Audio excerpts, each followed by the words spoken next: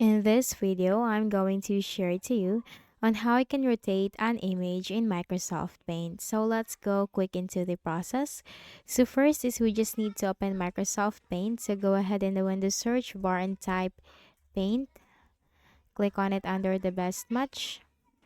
Now from here, let us just quickly insert a photo. So you have your file, click on open.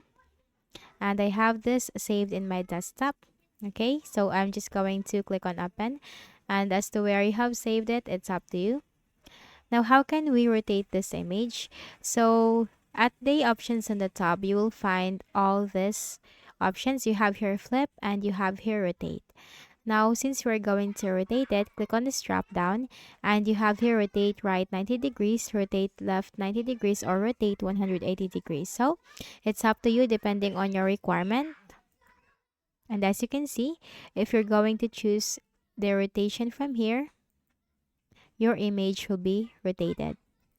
So that's it. That's how you can easily rotate an image in Microsoft Paint. So I hope this video helped you. Kindly please do not forget to hit the like button and subscribe to this YouTube channel for more tutorials like this. Thank you for watching.